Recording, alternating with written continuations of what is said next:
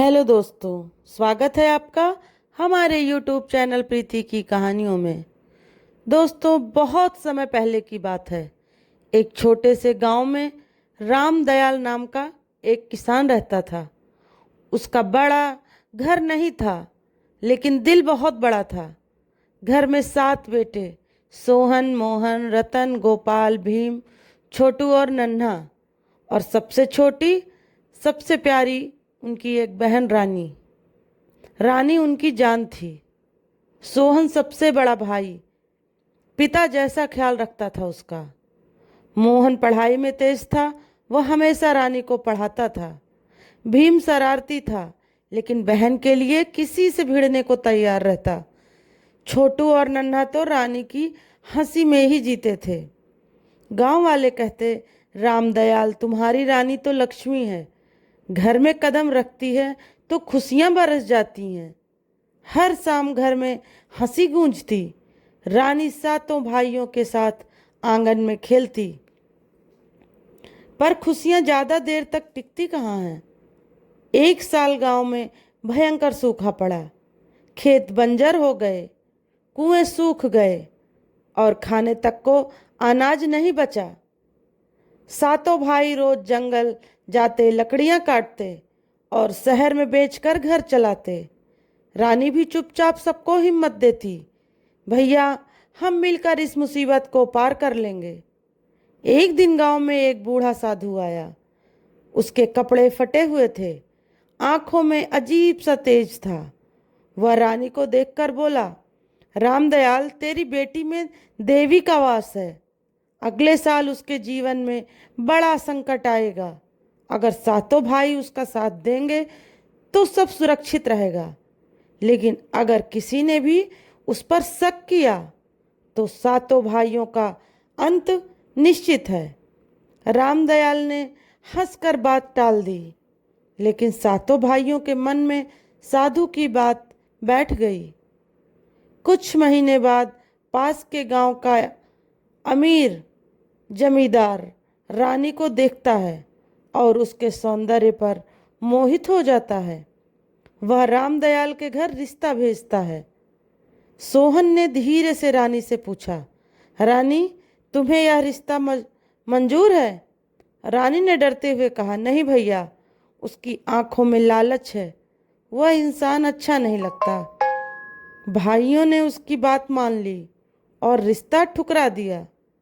जमींदार अपमानित हुआ और उसने कसम खाई, अगर रानी मेरी नहीं हुई तो उसे किसी की भी नहीं होने दूंगा। कुछ ही दिनों बाद गांव में अफवाह फैल गई। रानी चोरी करती है, जंगल के तांत्रिक से मिलती है। गांव वाले इकट्ठा हो गए। जमींदार ने सबके सामने झूठे सबूत रख दिए। रानी के कमरे में मिली सोने की चूड़ियां जो उसने खुद रखवाई थीं। रानी रोते हुए बोली, भैया, मैं कसम खाती हूँ, मैंने कुछ नहीं किया। लेकिन गांव वालों के दबाव में भाइयों ने शक कर लिया। सोहन ने भारी आवाज में कहा, रानी, तूने हमारा सिर झुका दिया। रानी की आंखों में आंसू थे। भैया, मुझ पर भरोसा करो, मैंने कुछ नहीं किया है। लेकिन किसी ने उसकी बात नहीं मानी, उसे घर से निकाल दिया गया। अकेली रानी जंगल में भटकने लगी। भूख प्यास से कमजोर, कांटों से लहूलुहान, वह पुराने मंदिर में जा गिरी। वहीं उसे एक साधु मिला जिसने भविष्यवाणी की थी। साधु ने गहरी आवाज में कहा, मैंने कहा था ना, किसी ने शक किया तो अनर्थ होगा। अब तेरे 7 भाई शापित हो चुके हैं। 7 दिन में वे इस जंगल के तालाब में डूब जाएंगे और उनकी आत्माएं भटकती रहेंगी। रानी चीखी, नहीं बाबा, मेरे भाई निर्दोष हैं, उन्हें बचा लीजिए, मेरी जान चाहे ले लीजिए।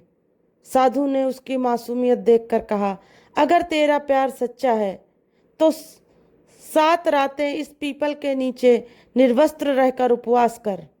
7वीं सुबह तक तू डटी रही तो तेरे भाई बच जाएंगे। रानी ने बिना सोचे तपस्या शुरू कर दी। रातें अंधेरी थी, जंगली जानवरों की आवाजें गूंजती, लेकिन रानी अडिग रही। तेज हवाएं, मूसलाधार बारिश यहाँ तक कि जहरीले सांप भी उसके पास आए, लेकिन उसने हार नहीं मानी।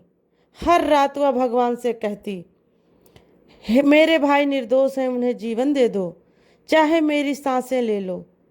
आखिरी रात सुबह का सूरज उगने ही वाला था, तभी जमींदार अपने गुंडों के साथ आया। वह हंसकर बोला, अब तुझे मुझसे कोई नहीं बचा सकता रानी, तू मेरी होगी, चाहे जिंदा चाहे मरी हुई। उसने रानी को पकड़कर तालाब में धक्का दे दिया। सातों भाई उसे ढूंढते हुए वहां पहुंचे थे। यह देखकर टूट गए। वे दौड़े, लेकिन देर हो चुकी थी। जैसे ही रानी का शरीर तालाब में डूबा, तेज रोशनी फैली। तालाब से आवाज आई, बहन का प्यार अमर है, लेकिन शक का पाप कभी माफ नहीं होता। एक तेज तूफान उठा और सातों भाई वहीं पत्थर की मूर्तियों में बदल गए, तालाब के किनारे हमेशा के लिए।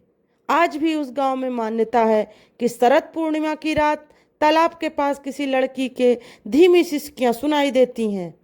गांव वाले तालाब के पास दीपक जलाते हैं और अपनी बेटियों से वादा करते हैं कि उन्हें हमेशा भरोसा देंगे, हमेशा सुरक्षा देंगे। तो दोस्तों, आपको हमारी ये कहानी कैसी लगी, प्लीज़ कमेंट करके ज़रूर बताइएगा। और अगर अच्छी लगी हो तो लाइक और शेयर करना ना भूलिएगा। चैनल पर नए हो तो चैनल को सब्सक्राइब करिएगा। फिर मिलते हैं दोस्तों आपसे एक नई कहानी के साथ। तब तक के लिए दोस्तों, नमस्कार।